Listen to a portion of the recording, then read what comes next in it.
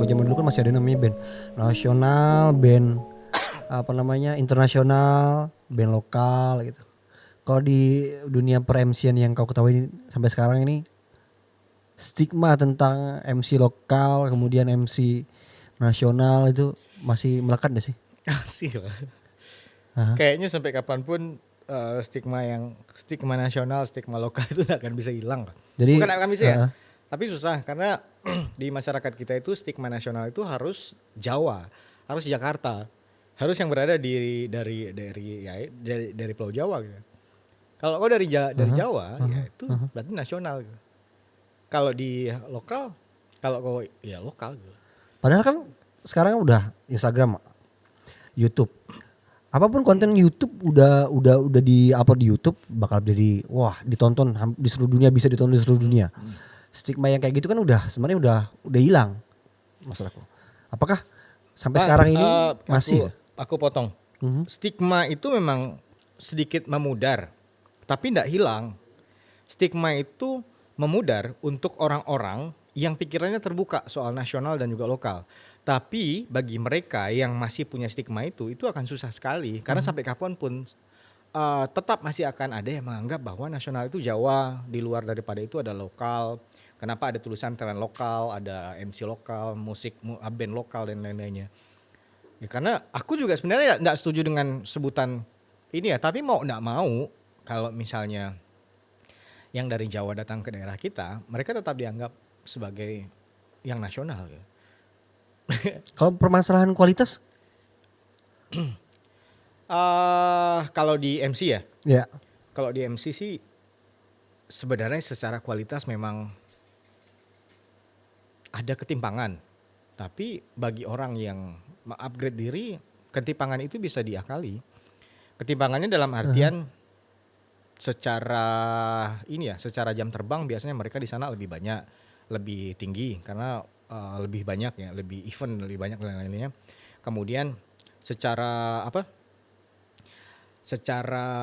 harga, secara bayaran, mereka juga biasanya rate harganya menyesuaikan dengan rate harga di sana. Kayak gaji UMR ya, tiap daerah kan beda-beda tuh.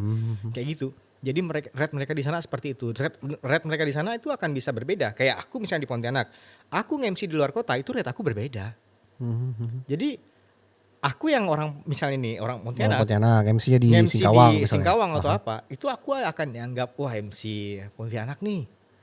Padahal mungkin aku enggak lebih bagus daripada MC di sana, MC di Singkawang atau MC di Sanggau atau MC di manapun. Bisa jadi mungkin mereka lebih bagus karena mereka menguasai Medan. Karena mereka menguasai ini. Tapi aku bisa kalau melihat dari koneksi sekarang sih harusnya di era internet, di era global yang luar biasa. Kita enggak dibatasi oleh apapun ya. Kayaknya kita harus lebih bisa mengupgrade diri lah. Mengupgrade diri dan akhirnya kita bisa buat standar bahwa kita juga sama standarnya dengan MC nasional. Yang Jawa. Jangan sebut nasional. Okay. Yang di Jawa. Di Jawa. Berarti standar Indonesia itu adalah Jawa. Ya, karena kita bisa mengakses mereka. Okay. Kita bisa mengakses gimana cara mereka MC, gimana cara mereka opening, gimana mereka membuat gimmick. YouTube biasanya mereka mengupload video-video itu. Mengupload video-video itu, kemudian juga kita bisa meniru dan menerapkan di ini. Cuma perbedaannya mungkin ini ada ini ya, kalau yang aku amati ada satu yang cukup mendasar. Logat, bahasa. Kita di Pontianak mungkin banyak MC bagus. Ada MC yang bagus di bidang masing-masing ya, di skena masing-masing. MC bagus tuh kayak gimana sih? MC bagus, yes, MC keren. Tergantung eventnya. Tergantung eventnya. Kalau eventnya misalnya event yang agak eventnya protokoler nih. Aku enggak bagus di protokoler. Ada yang spesialis protokoler. Tapi kalau misalnya MC konser-konseran, ada juga mungkin yang lebih bagus daripada aku atau yang lain gitu. Tergantung eventnya. Makanya kalau kita sebagai IO atau klien, kita harus tahu nih definisi apa yang kita butuhkan agar acara kita juga sesuai dengan talent-talent yang kita pakai juga sesuai. Jangan salah MC.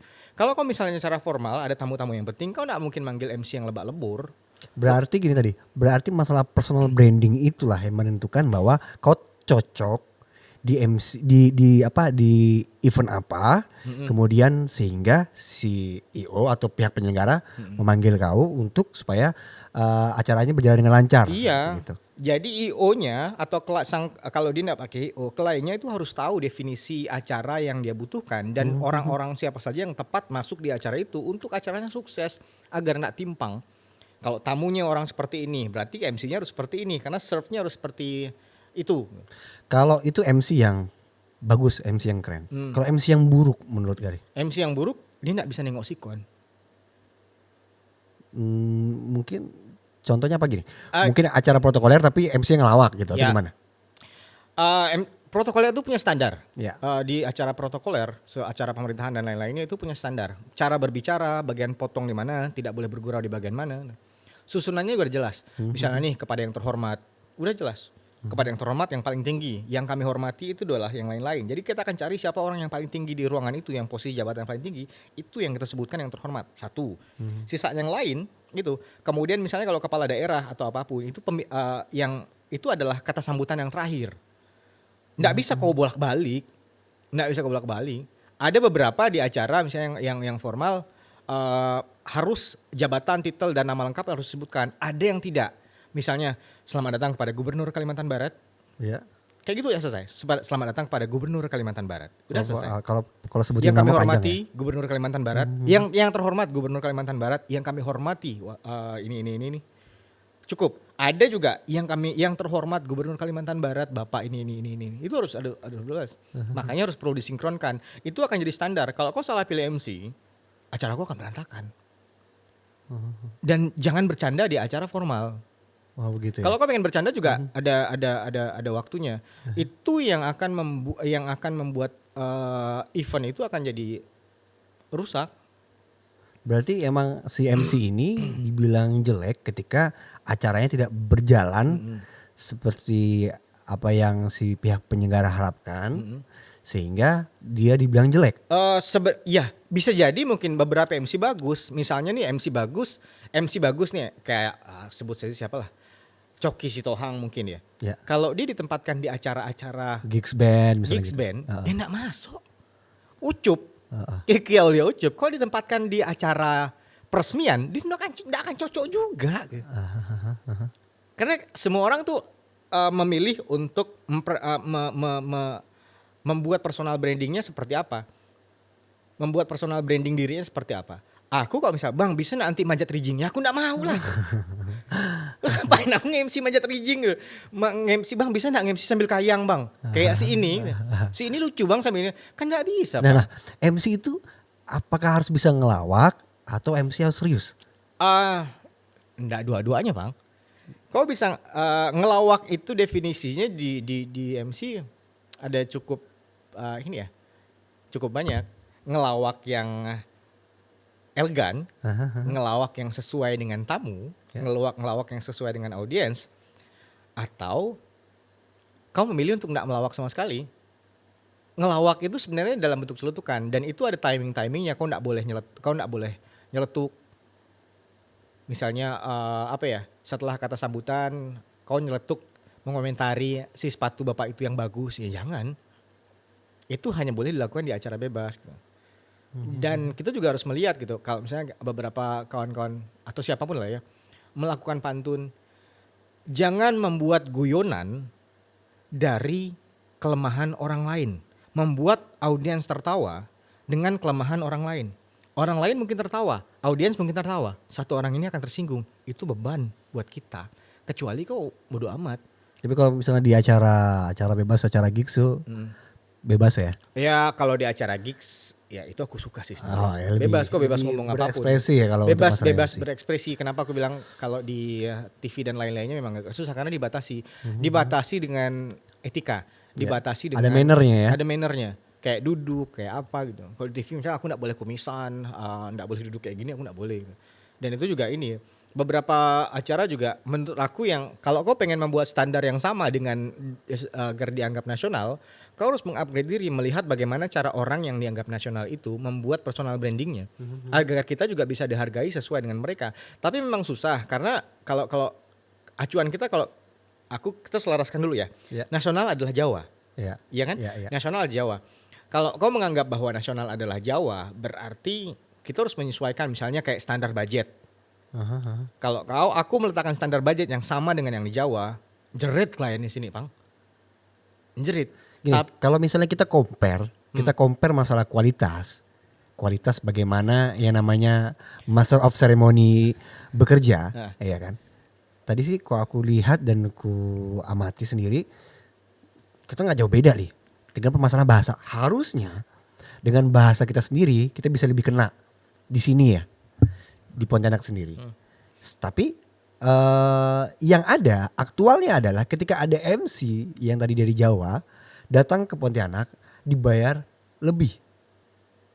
Padahal dengan di MC sendiri di Pontianak ini tadi masalah kualitas kan nggak begitu jauh. Kenapa tuh? Itu karena mereka udah punya brand. Itu yang buat mereka beda sama kita. Misalnya nih, seorang Galih dan Gofar Hilman. Gofar Hilman udah jauh punya brand. Dan kebetulan kalau kita balik sekarang. Gofar Hilman memulai karir di Pontianak. Galih Wahyudi yang memulai karir di Jakarta. Sama seperti karir Gofar Hilman. Sama kayak misalnya di radio, kemudian di YouTube, kemudian di MC dan lain-lainnya. Ya kasusnya juga akan berbeda. Sebenarnya yang apa sih pertanyaannya? Kenapa mereka harus bisa dibayar lebih? Ya itu tadi karena personal brandingnya itu. Berarti gini. MC itu bekerja by personal branding kah atau by ability, kemampuan mereka untuk gini, jelas kalau pinter, aku adalah pinter, mereka pinter buat misalnya buat public speakingnya bagus apa segala macam, tapi dia tidak terkenal. Kalau aku sejauh pengalaman aku dan apa yang aku tahu adalah kalau kau seorang MC dan ingin mensukseskan acara, ability kau harus lebih bagus daripada personal branding kau. Belum tentu yang punya personal branding bagus, tapi kemampuannya kurang, itu justru akan jadi masalah. Karena ini event. Ini berbeda dengan ini personal branding di beberapa tapi penting. Bisa jadi personal branding ini selaras karena apa ya? Ada target lain yang ingin dicapai oleh penyewa, oleh pihak penyelenggara ya. Pihak penyelenggara. Misalnya pengen menggait masanya orang ini. Pengen menggait karena orang ini misalnya punya masa di sosial media yang bagus. Dan itu mungkin bisa jadi kalau mereka memanfaatkan itu. Tapi banyak kok orang-orang yang mungkin secara masa Instagram followernya mungkin cuma berapa ratus atau berapa ribu, nggak sampai KK gitu, nggak sampai 10K dan lain-lainnya. Untuk Galih sendiri follower berapa kah? Atau berapa ribu? Cuma 7.000-an lah. 7.000. Tapi real ya. Aku nggak pernah beli ya. Tidak awal ya. Kita balik lagi nih. Kenapa tadi personal branding juga penting, walaupun sebenarnya kemampuan itu jauh lebih penting daripada personal branding. Tapi personal branding atau pengakuan itu penting, itu jelas dibuktikan oleh mungkin beberapa orang atau siapapun yang membeli follower supaya kelihatan populer atau personal brandingnya atau kelihatan naik di sosial media. Itu it's mean adalah effort ya. Iya, itu kan berarti mereka butuh pengakuan. Iya. Dan pengakuan itu berdampak pada popularitas mereka. Orang-orang yang mungkin tidak mengakui ini siapa sih? Oh banyak followernya. Tapi mungkin tidak tahu apa itu. Dan itu bisa berdampak pada harga dari misalnya nih. Harga dari endorsannya. Harga dari ininya. Harga dari tarifnya misalnya. Oh bang kak MC bisa lah kak kakak MC di acara ini. Padahal basicnya mungkin bukan MC. Bisa jadi banyak kok sekarang. Selebgram yang bisa terjun menjadi MC. Tapi basicnya memang bukan MC. Bahkan tidak punya basic public speaking. Itu banyak, tapi itu enggak ya bebas. Karena aku juga dulu basicnya enggak punya basic public speaking. Cuma aku beruntung mulainya dari radio. Itu terbentuknya seperti itu apakah jualan gini ya? Ada namanya kita produk itu kita jual produk gitu kan. Tapi untuk masalah MC ini kan jasa ya nih. Jasa ya kan. Jasa untuk aku seorang MC. Nah, itu cara menjual seorang Galih gitu sama jual produk kan jelas beda nih. Ini apakah gimana sih? Mungkin tips ini sebenarnya aku tuh jualan sih gitu. Jualan di acara, apakah aku harus nge-MC yang dengan sebagus mungkin, sebaik mungkin, tapi orang lain pihak penyelenggara bakal cari orang yang lebih terkenal gitu. Misalnya tadi follower kau adalah 7.000. Secara kualitas dan ability permasalahan broadcasting kau lebih paham pada si B misalnya. Si B tapi followernya 14k gitu. Dengan ability yang biasa-biasa aja. Tapi kalau kita compare kan dan si B ini dilalah ya. Kebetulan adalah orang Jawa di Jawa gitu. Nah, itu kau menanggapinya gimana sih?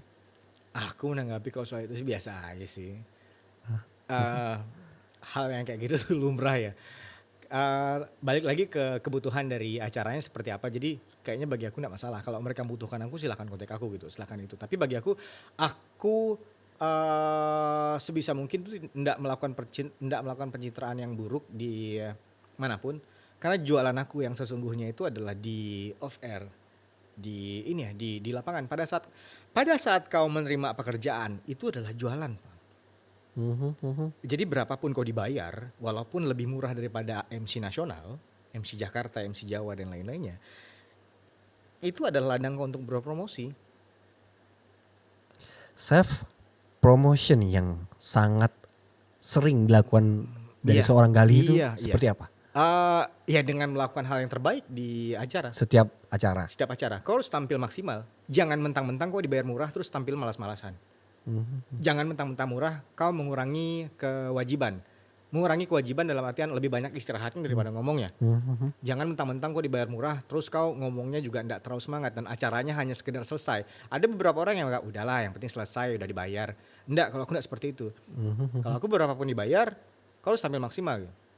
Kalau di media sosial,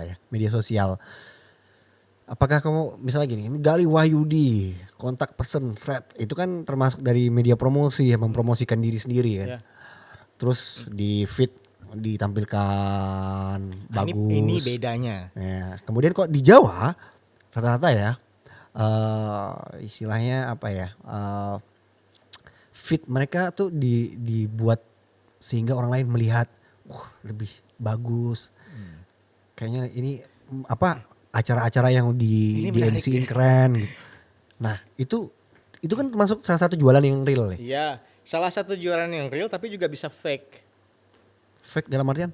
Dokumentasi itu penting. Karena dokumentasi itu bisa memotong view dan bisa menampilkan view yang diinginkan saja. Oke. Jadi melakukan promo di sosial media itu juga penting. Kau misal band nih. Sebuah band itu pertanggungjawaban sesungguhnya adalah live. Betul? Iya. Tapi ada juga band yang mereka membangun brand image-nya dari sosial media walaupun live-nya tidak bagus-bagus amat. Mereka kelihatan bagus di sosial media, kelihatan luar biasa di sosial media, tapi live-nya enggak terlalu bagus.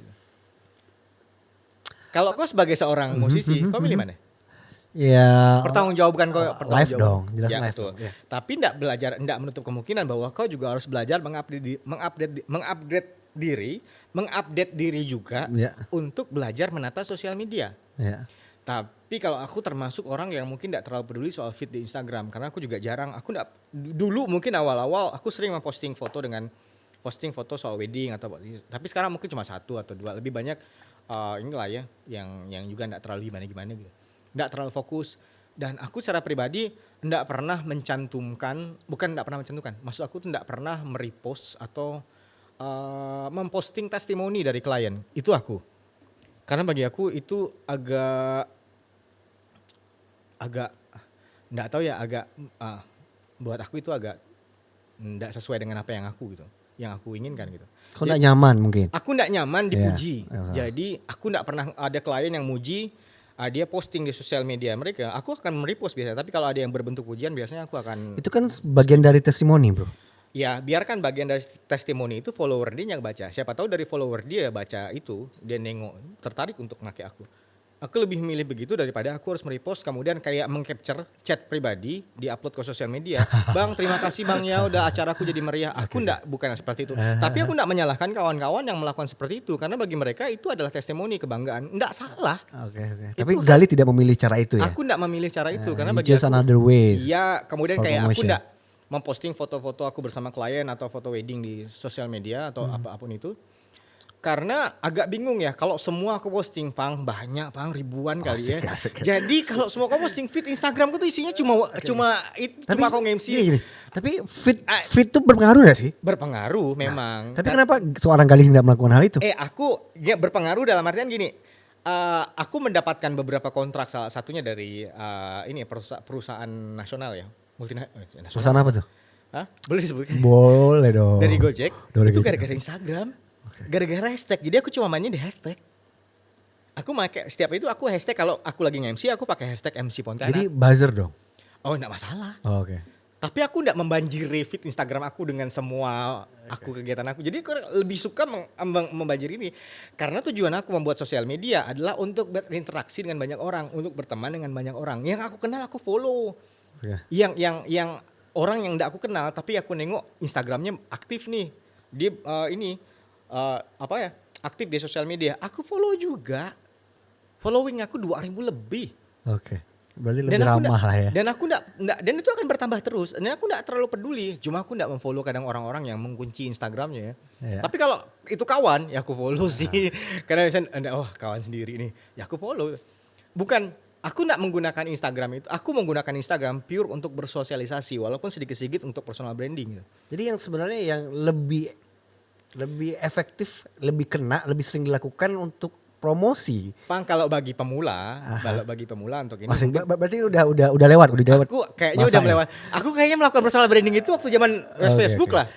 Untuk sekarang kan gini, kan kita nih banyak sudah lewat dari zaman ke zaman, lewat dari milenial apa segala macam itu kan, secara media sosial itu kan penting buat promosi. Sosial media memang penting untuk promosi, cuma banyak sekarang disalahgunakan. Aku bilang ya itu tadi, mencari pengakuan dari sosial media. Biasanya aku ndak tahu lah ya, ini mungkin dari beberapa yang aku baca. Orang-orang yang mencari pengakuan di sosial media bahkan sampai sering membeli like atau follower di Instagram untuk mendapatkan pengakuan bahwa dia keren, bahwa dia terkenal atau apapun. Itu orang yang kesepian di dunia nyata. Dan aku tuh gak pengen melakukan itu gitu. Aku ngerasa aku punya banyak kawan di dunia nyata. Karena aku lebih banyak berteman dengan orang di dunia nyata daripada ya di dunia. Bagi aku follower itu gak penting. Tapi memberikan informasi yang valid, memberikan informasi yang bersifatnya edukatif, dan juga bukannya sok-sok bijak ya, tapi memberikan hal-hal edukatif, hiburan, dan gak norak, dan gak membuka aib orang gitu. Kayak chat-chat pribadi dan lain-lainnya gitu. Hanya untuk lingkup personal, bagi aku itu ya hiburan. Karena aku memanfaatkan sosial media memang untuk hiburan, walaupun sedikit banyak aku kayak memposting aku jujur gitu, memposting sejujurnya kegiatan aku di rumah gitu. Rumahku seperti ini, anak aku 2, kemudian juga anak 2 ya? Istri? Istri 1. Tidak dapat izin. Gila. Iya, maksud aku gini dah. Media sosial tuh bagian dari ajang berpromo apapun. Terus kalau kita bisa ambil contoh 7 dari 10 orang yang menghubungi Galih untuk menjadi MC itu tahunya Galih dari mana? Sosial media. Memang betul itu dari sosial media. Itu dari hashtag. Kalau dari luar itu mereka mencari dari hashtag. Hashtag apa tuh nih? MC Pontianak. MC Pontianak. Jadi dari hashtag itu ternyata mereka rata-rata bahkan klien yang dari luar negeri itu ketemunya juga dari dan juga dari selain sosial media, selain dari ini dapatnya juga dari rekomendasi orang-orang, dan kebagian besar itu dapat rekomendasi dari orang-orang. Dapat rekomendasi dari klien-klien yang terdahulu. Jadi klien terdahulu itu biasanya punya temannya akan punya event atau akan menikah, dan nanya, MCO kemarin pakai siapa? Pakai ini bagus, ini Instagramnya apa? Cek Instagramnya ini. Oh begitu. Paling banter mereka yang belum pernah ngelihat atau enggak kenal sama kita, mereka minta video. Dan aku selalu siapkan. Jadi aku memanfaatkan sosial media untuk melakukan promosi itu adalah beberapa ini. Bukannya cuma hanya di feed, tapi juga di beberapa kayak konten kayak gini nih. Kayak di apa sih namanya kalau apa sih namanya ini nih? Apa tuh? Apa sih namanya kayak yang ini ya? Pokoknya di yang bawah nih ya. Jadi untuk ini MC wedding, tinggal buka diklik wedding. Aku udah ini data-data wedding. Ini event gitu. Ini aku ngeband nyanyi. Jadi ada ya aku buat ini yang udah aku upload Instagram memang ngebantu karena udah ada Instastory, dan Instastory bisa disimpan, dan yang udah terlewat dari 24 jam bisa dilihat. Tapi benar-benar metodenya yang promosi tipis-tipis lah ya. Ya tipis-tipis. Jadi aku nggak terlalu mempusatkan promosi aku tuh di sosial media. Oke. Dan aku juga nggak bagi kartu nama di event atau di pada saat wedding aku nggak bagi kartu nama. Tapi aku akan ngasih kartu nama kalau diminta. Jadi bagi aku promosi Emang masih relate nggak sih pakai kartu nama? beberapa orang masih membutuhkan pakai kartu itu. nama ya? Mungkin bagi aku nggak butuh, karena kartu nama aku cuma tulisan nama dan kontak, kemudian Iya, beberapa memang isinya kartu nama tuh nama dan kontak ya, bro. kan ada yang nyetakan foto. Kalau Oke, kok oke, pakai foto lah. oke. Aku enggak gitu. Ada yang pakai foto gitu, tapi Oke, aku enggak mau pakai foto. Oke. Karena aku malu, aku enggak pede dengan diri aku seorang gitu. Oke. Jadi aku hanya memberikan kartu nama ke orang yang minta. Bang, ada kartu nama enggak? Ada, Kak. Saya kasih. Aku kasih. Bapak-bapak itu yang bapak-bapak ibu-ibu yang biasa minta itu tuh. Jadi mereka akan menghubungi ini. Dan aku juga enggak mencantumkan nomor aku kan di kartu nama itu kan, mencantumkan nomor manajer aku kan. Istri aku yang jadi manajer. Jadi dia yang akan ngurus schedule jadwalnya ya semuanya ya. dan lain-lainnya. Dan itu terbukti efektif karena aku termasuk orang yang agak susah untuk menerima telepon, ngangkat telepon dan balas chat. Asik ya. Kecuali untuk lingkungan kawan-kawan seorang ya. Tapi kalau orang lain biasanya aku agak malas untuk ininya. Belajar itu nggak sih, belajar tentang marketing nggak sih? Enggak. Tapi udah melakukan marketing. Iya, itu pasti. Karena kita melakukan, ya itu tadi marketing yang aku terapkan adalah marketing di ini di dunia nyata ya. Tampil sebaik-baiknya di event apapun itu adalah promosi yang terbaik. Belajar melihat kalau misalnya ada MC luar, MC dari Jakarta atau MC dari manapun, kau belajar bagaimana cara opening, bagaimana cara ini. Cuma mungkin kita nggak bisa mengambil karismanya. Karena semua orang tuh punya karisma masing-masing, terutama yang dari luar. Kau tidak akan bisa menyamakan diri kau sebagai seorang MC dengan Coki Sitohang atau Daniel Mananta atau mungkin Gofar Hilman atau apapun. Kau tidak akan bisa itu. Jadi kau akan menemukan bahwa karakter kau akan seperti ini. Tapi kau bisa meniru bagaimana cara mereka melakukan treatment. Tapi harusnya kita yang berada di daerah dengan event yang ada di daerah harusnya lebih bisa menguasai pasar. Karena kenapa? Kita tahu kondisi mereka, kita tahu jokes-jokes apa yang akan nyampe ke audiens, yang nyampe ke mereka. Jadi jokes orang Jakarta belum tentu nyampe dengan orang sini. Tapi bisa jadi nyampe karena gini, mereka terkenal misalnya. Jadi apapun yang mereka omongkan, apapun yang mereka lakukan jadi lucu gitu. Jadi orang ketawa gitu. Pernah kan lihat pejabat kalau ini kalau ngejok ya orang-orang selingnya ketawa, mungkin padahal enggak lucu. Ya itu tuh. Jadi pamor nama mereka sebagai seorang MC itu tadi untuk di Pontianak apakah lebih ideal? Ideal tuh aku harus ke Jawa atau di Pontianak cukup atau gimana tuh? Kalau aku sih memilihnya untuk di lokal gitu. Ada beberapa ini ada beberapa tawaran yang minta aku ke sana, ada beberapa IO teman-teman di sana yang minta aku berangkat ke Jakarta, tapi aku mikir kalau aku harus berangkat ke Jakarta, aku harus mulai dari nol, benar-benar dari nol. Nggak ada orang yang tahu sama aku di Jakarta, nggak ada orang yang tahu kemampuan aku di Jakarta, hanya mungkin beberapa orang. Aku lebih milih untuk membuat pasar aku di sini, membuat pasar aku di Kalimantan dari Barat. kayak lagu Efek Rumah Kaca ya. Iya. Kayak pasar bisa diciptakan Ya sendiri. bisa lah. Nah, jadi Gini Bang, kau nggak usah takut, kalau kau ngerasa Nggak usah takut. Kau cuma orang Pontianak Iya. nih, kau jangan takut kehilangan pasar karena kau tahu nih sasaran pasar kau seperti apa. Aku nggak akan mungkin menyerupai MC senior yang mereka udah punya brand sendiri. Aku akan menciptakan brand aku sendiri, karakter aku sendiri sesuai dengan perjalanan karir kau, sesuai dengan perjalanan karir kita. Dan itu akan terbentuk dengan sendirinya. Jadi ini adalah cara yang paling normal untuk kita menciptakan personal branding yang pure, yang murni, yang benar-benar diri kita, enggak fake. Jadi kau enggak menciptakan manajemen konflik untuk membuat karakter yang baru agar orang mengenal kau. Kau enggak harus viral untuk terkenal. Karena kau tahu sesuatu yang viral itu kan biasanya cuma sebentar. Sesuatu yang viral-viral itu ya cuma sebentar. Tapi banyak orang yang mengincar viral supaya mereka cepat naik followernya. Tapi siapa yang ingat? pilih Norman berkarya, Kamaru, pilih terkenal karena berkarya, atau pilih terkenal karena viral. Aku jelas memilih terkenal karena berkarya. Tapi bagi aku sih, balik lagi nih, Iya. terkenal itu bonus sih. Oke. Tapi berkarya itu kewajiban. Biasanya terkenal viral tuh karena kontroversi. Ya jelas enggak lah. Tapi kan kadang kontroversi itu tercipta karena enggak sengaja. Beberapa ya. Tapi Kecuali kontroversi kau itu kan buat- terkenal men, terkenal dan gampang. Sehingga tapi itu kan tidak mendapatkan- berbanding lurus meningkatkan kemampuan kau di bidangnya. Oh gitu. Kalau kau kontroversi, kau viral, Aha. emang berbanding lurus dengan kemampuan kau MC. Tapi kan duitnya banyak bro, dapat duit banyak. Sebentar itu. Oh sih. Berarti too good to be true ya. Ya, Oke. lebih bagus jadi jujur daripada kau harus jadi orang yang fake. Oke. Karena impactnya apa? Kau harus mikir brand image yang akan diterima oleh anak-anak kau nanti. Wow. Berat ya. Iya dong. Oh iya. Efeknya jangka panjang. Jangan sampai anak-anak kau diolok-olok sama kawan-kawannya gara-gara bapaknya gini gitu atau lain-lainnya. Aku nggak pengen kayak gitu. Aku pengen anak aku bangga punya bapak kayak aku. Oke. Aku pengen anak aku bangga. Bapaknya profesinya seorang MC gitu. Oh iya. Bahwa dia tahu MC juga profesi, MC juga bisa jadi ini asal di manage dengan baik dan kau konsisten dan terus mengupgrade diri. Ini adalah bekal. Kalau kau nggak konsisten mengupgrade diri dan menjaga attitude, wah kacau hidup kau. Kau tamat kau di Tanggung jawab ya, baik lagi tanggung tanggung jawab. jawab. Ini pilihan hidup ya. Oke, Ini oke. pilihan hidup kau untuk terjun ke dunia ini ya. Fokus, konsisten, jaga attitude, upgrade diri. Oke. Terakhir statement. Sistem apaan? Ngeband kah? MC kah? Anjing ini pertanyaan susah.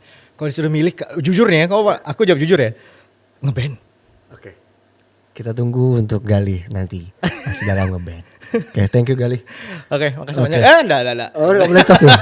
Iya, Oke. Namaste. Oke, thank you Galih udah bercerita panjang lebar Kayaknya aku baru pertama kali ngobrol soal ini terlalu terbuka di. di cerita. Gak ada yang mau cara aku tuh Kita gak ada. cerita men, Ya kita kan? bebas bercerita sebenarnya nongkrong-nongkrong gini kan Iya. menggali satu sisi dari Iya, personalitas personality Galih. Sebenarnya aku pengen nanya kau sih, tapi udahlah. Next kau akan masuk di Siap. di channel aku ya nanti ya. Jadi kita jalan sama-sama. Makasih lah. Oke. Thank you Mudah-mudahan sekali. tidak ada kontroversi dari pembicaraan kita. Thank you sekali Galih pada Makasih. hari ini. Oke, see you next time. Bye bye.